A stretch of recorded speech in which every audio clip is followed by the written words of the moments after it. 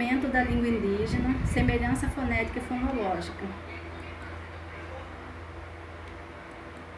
O tema a ser abordado será a semelhança fonética e fonológica da língua bororó e português brasileiro, o processo de reavaliação autocrítica dos salesianos, os contingentes dos indivíduos bororó e a reportagem do programa EBEM Mato Grosso. Aqui será apresentada a semelhança fonética fonológica da língua bororó e o português brasileiro, os aspectos históricos e culturais, a língua falada e o número dos falantes desse povo. O processo de reavaliação autocrítica dos salesianos, que catequizou os indígenas, que culminou no resgate da língua original do ensino de bilíngue, que é a língua portuguesa mais falada pela população indígena. E no século XIX, havia um contingente de 10 mil indivíduos espalhados no estado de Mato Grosso, ocupando assim uma intensa área do rio Xingu. Mas com o passar do tempo, esse povo perderam parte do contato com outra civilização por causa de guerra, fome e epidemias. Em agosto de 2015, a repórter Fabiola do programa EBEM Mato Grosso, ela visitou a aldeia Mururi, no município do Barra do Garça, onde foi percebido que essa etnia tem passado por muitos conflitos e alguns resistiram ao avanço da colonização em suas terras. Atualmente são 230 indivíduos, mas apenas 30% deles vive exclusivamente das suas fontes tradicionais, como pesca, caça, artesanatos. Alguns deles já vivem em cidade, estudam, mas para deixarem a aldeia, eles precisam da permissão do cacique. Oi pessoal, boa noite, me chamo Alana. Eu e meu grupo viemos falar sobre indígenas bororos. Vou falar considerações iniciais para vocês verem. Olha,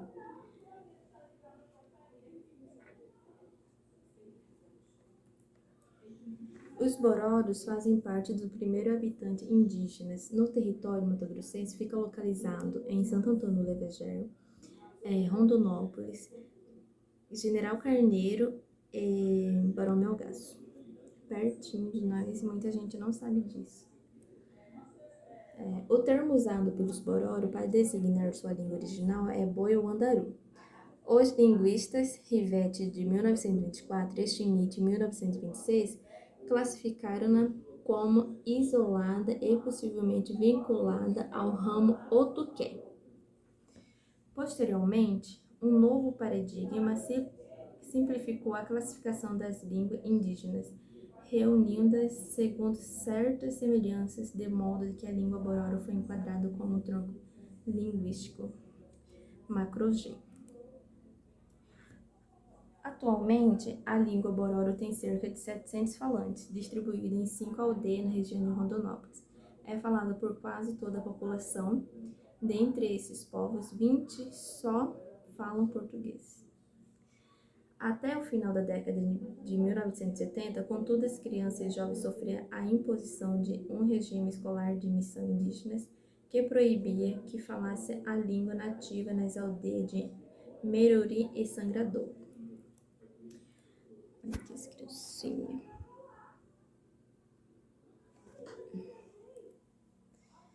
Um processo de revitalização e autocrítica dos salesianos culminou no resgate da língua original e no ensino bilíngue.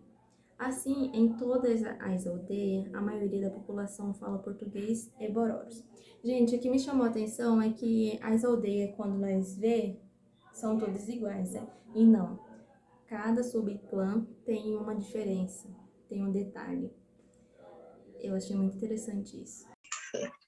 Nós vimos que existem semelhanças e diferenças fonéticas e fonológicas entre o português brasileiro e a língua bororo. O português é a língua materna e oficial do nosso país, mas existem também línguas indígenas aqui. A língua bororo tem cerca de 700 falantes. É a última língua viva da família macro-G. Aí nós vamos dar enfoque às vogais, que são os sons produzidos sem obstrução da passagem da corrente de ar. E nós vimos que elas podem classificar-se quanto à altura do corpo da língua, o grau de anterioridade, posterioridade da língua e arredondamento dos lábios.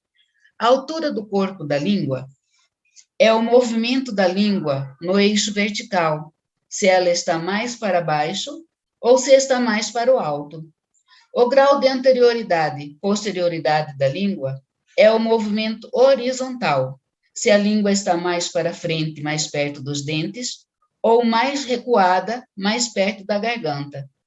E o arredondamento dos lábios, os lábios vão ficar arredondados ou estendidos ao pronunciarmos as letras. E quanto à altura da língua, ela pode estar alta, média baixa e baixa.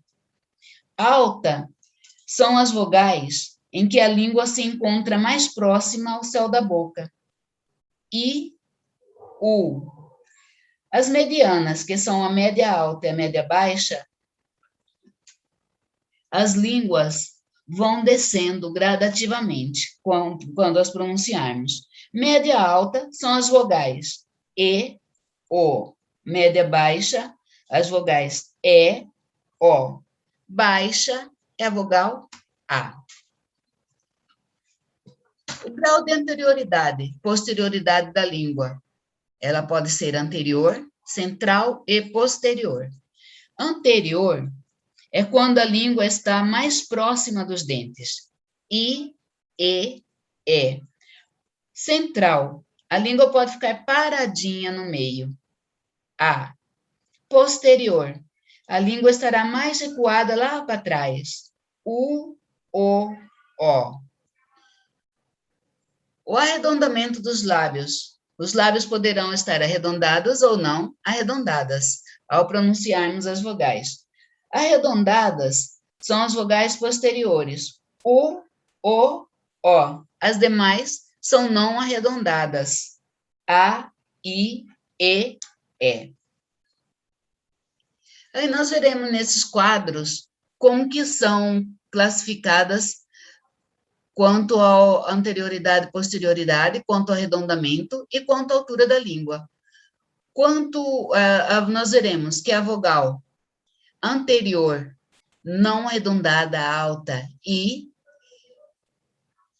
média alta, E, média baixa, E. A central, não arredondada, baixa, A. Posterior, arredondada, alta, U, média alta, O, média baixa, O. E as vogais nasais do português.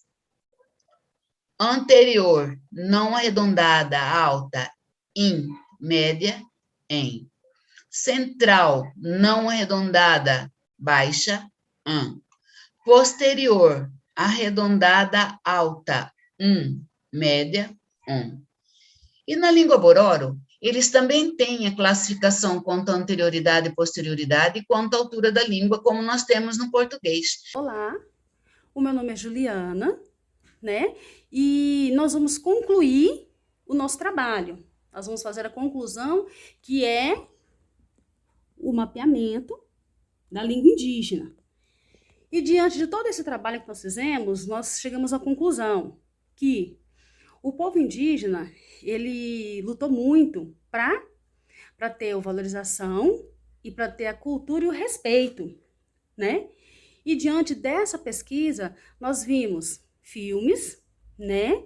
Nós vimos também a dança e a cultura do povo, de como criar as crianças e de como que é a formação da aldeia, enfim, bastante coisa.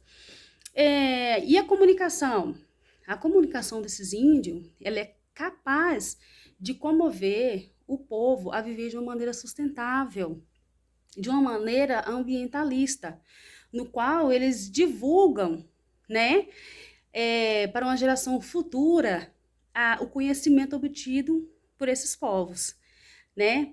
O que fazer para manter essa cultura? Cuidar, investir, né, e consumir a cultura local, né? E, enfim, o que nós percebemos? Nós percebemos que há necessidade de pesquisa, né? Para quê? Para que essa língua não seja extinta,